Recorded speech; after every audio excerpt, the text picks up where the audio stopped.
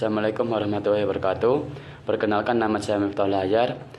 Di sini saya dari program studi Teknologi Industri Pertanian kelas B dengan NIM 23311100074. Di sini saya akan menjelaskan ulang materi tentang studi gerak, yang dimana studi gerak sendiri yaitu analisis yang dilakukan terhadap beberapa gerakan bagian badan pekerja dalam menyelesaikan pekerjaannya. Untuk materi ini sendiri yaitu gerakan-gerakan yang tidak efektif dapat dikurangi atau dihilangkan sehingga memperoleh penghematan waktu kerja. Menurut Frank B. Gilbert dan Lillian Gilbert, itu ada 17 gerakan dasar di Darling, di mana tujuannya yaitu menganalisis eliminasi gerak yang tidak perlu dan memudahkan pekerja baru menyesuaikan diri dengan alat kerja. Yang pertama yaitu mencari, di mana mencari yaitu gerakan dasar untuk menemukan lokasi objek yang bekerja dalam mata. Kemudian yang kedua yaitu memilih, gerakan menemukan suatu objek yang tercampur, di mana yang bekerja adalah tangan dan mata yang digunakan.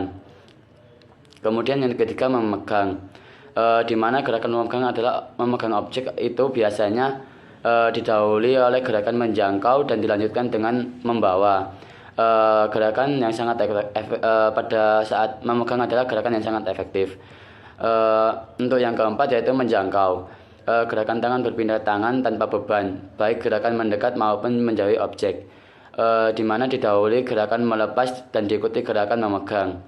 Yang kelima yaitu membawa, gerakan perpindahan tangan, hanya tangan dalam keadaan dibebani, kemudian didahului oleh gerakan memegang dan dilanjutkan melepas atau mengarahkan, di mana pada poin yang keenam yaitu memegang untuk memakai, untuk poin 6 sendiri yaitu memegang tanpa menggerakkan objek yang dipegang, dan itu adalah gerakan tidak efektif.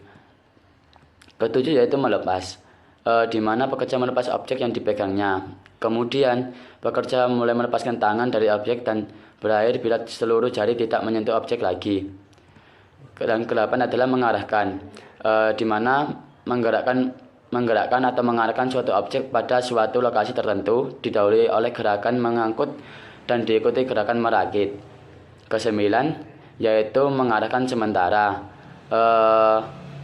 Ini sama dengan poin 8, tapi bedanya yaitu elemen gerak mengarahkan pada suatu tempat tertentu dan tujuannya yaitu memudahkan pengendalian bila objek akan dipakai kembali.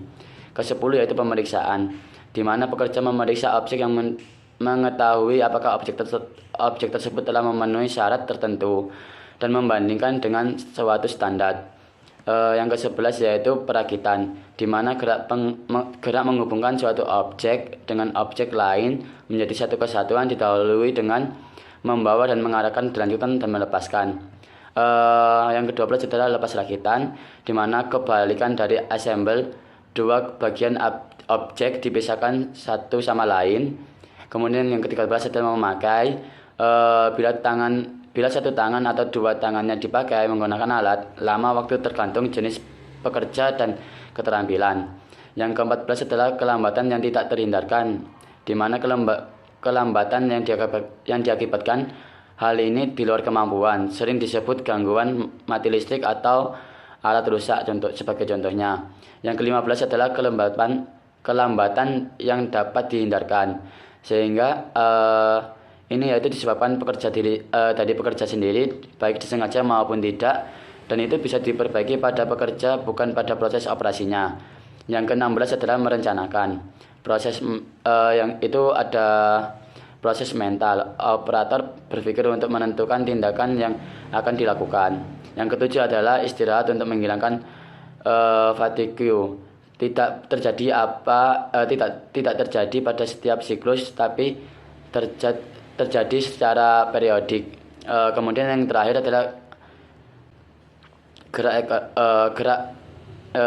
itu adalah yang terakhir. Kemudian adalah ekonomi gerak, di mana mendapatkan hasil kerja yang baik diperlukan rencana sistem kerja yang baik. Sistem kerja sama dengan gerak ekonomis. Sekian presentasi dari saya, kurang lebihnya mohon maaf. Wassalamualaikum warahmatullahi wabarakatuh.